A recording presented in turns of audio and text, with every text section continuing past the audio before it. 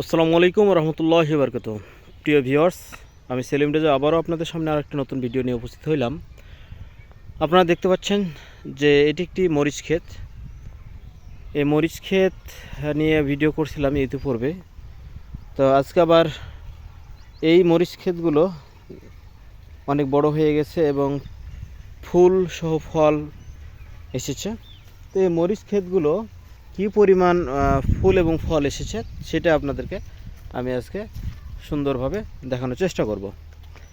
প্রিয় ভিউয়ার্স, আপনারা দেখতে পাচ্ছেন এই যে গাছটিতে দেখেন যে কি পরিমাণ ফুল এবং ফল এসেছে। অনেক হিউজ পরিমাণ মরিচ এসেছে। এটি একটি উন্নত জাতের মরিচ। এই মরিচ যদি কেউ আবাদ করতে চান তাহলে নিশ্চয়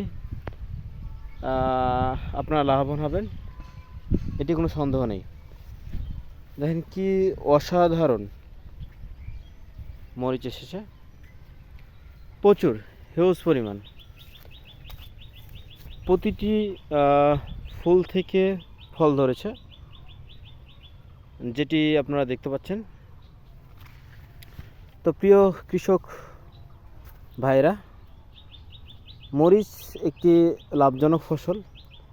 এটি যদি আপনি ভালো মতো করতে চান, পরিচর্যা করতে চান, তাহলে অবশ্যই এই মরিচ আপনারা লাগাবেন এবং সুন্দর মতো পরিচর্যা করলে এখান থেকে একটু ভালো বেনিফিট পেতে পারেন, এতে কোনো সন্দেহ নেই।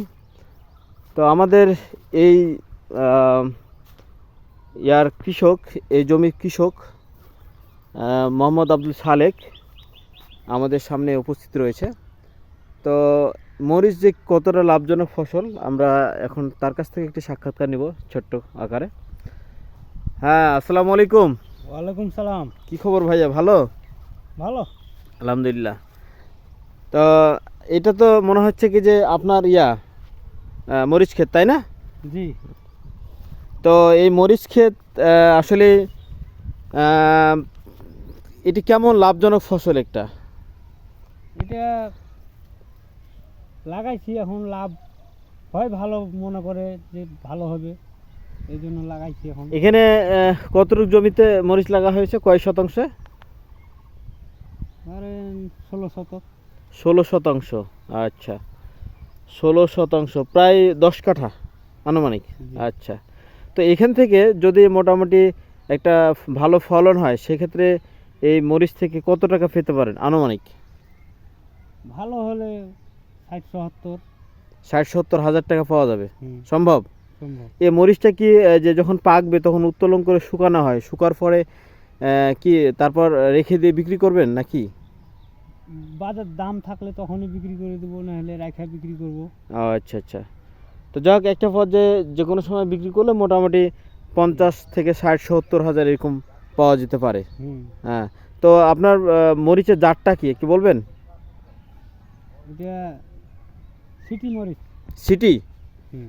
আচ্ছা, দেখতেছি আপনার মরিচে প্রচুর প্রচুর ফুল এবং ফল এসেছে। তো এই মরিচগুলো পাকতে আর কয়দিন সময় লাগবে? 20 দিন। মানে পাকতে আরও 20 দিন সময় লাগবে? হ্যাঁ। আচ্ছা, তো এই মরিচগুলো যখন পেকে যাবে তখন মরিচগুলো উঠায় তারপর শুকাবেন, শুকার পরে তারপর এগুলো বিক্রি করবেন, তাই তো? হ্যাঁ, আচ্ছা, তো এখান থেকে তো প্রায় অনেক মন মরিচ উত্তোলন করা সম্ভব, তাই না? হবে। আচ্ছা, তো এখানে মরিচগুলো যে ধরছে, দেখতেছি যে অনেক মরিচ, দুই একটা দেখতেছি পেকেও গেছে, কিছু কাঁচা মরিচ আছে, কিছু পরিপক্ক হয়ে গেছে, কিছু দেখতেছি ফুল আছে। তো এগুলো মানে যে পর্যায়ক্রমে আসলে আর কতদিন ধরবে এগুলো? ধরবে আরো 2 মাস। আরও 2 মাস। হুম। এটা কয়বার তুলবেন আপনি এই মরিচটা? 3 বার। 3 বার, মানে 3 বার উঠান দিতে হবে হ্যাঁ, মোটামুটি? 3 থেকে 4 বার। 3 বার থেকে 4 বার, হুম। মানে কয়দিন পর পর উঠাতে হবে আনুমানিক?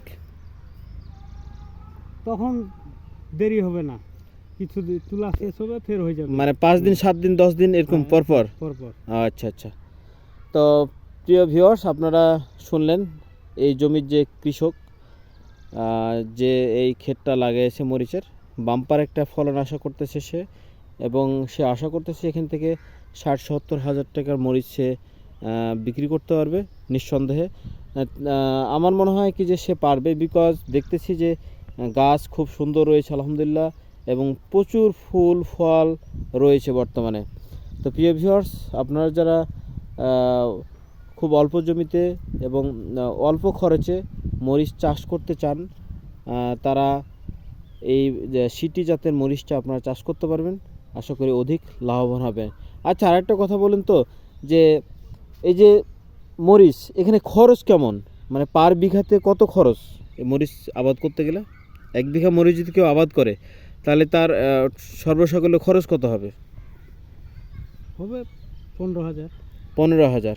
তাতে তো এখানে বোঝা যাচ্ছে অন্যান্য ফসলের চাইতে এই ফসলের আপনার উৎপাদন খরচ কম।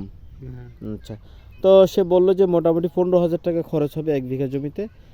তাহলে আনুমানিক আমরা ধরতে পারছি যে প্রায় 1.5 লাখের মতো মরিচ মানে পাওয়া সম্ভব মাত্র 15,000 টাকা খরচ করে। তো প্রিয় ভিউয়ার্স, আজ এ পর্যন্তই। আপনারা যারা মরিচ আবাদ করতে চাচ্ছেন তারা এই সিটি জাতের মরিচটা আবাদ করতে পারেন, আশা করি ভালো ফল লাভ করতে পারবেন। প্রিয় ভিউয়ার্স, ভিডিওটি যদি ভালো লেগে থাকে তাহলে আমার চ্যানেলটিকে যারা সাবস্ক্রাইব করেনি তারা সাবস্ক্রাইব করে কাছে থাকবেন। আসসালামু আলাইকুম ওয়া রাহমাতুল্লাহ।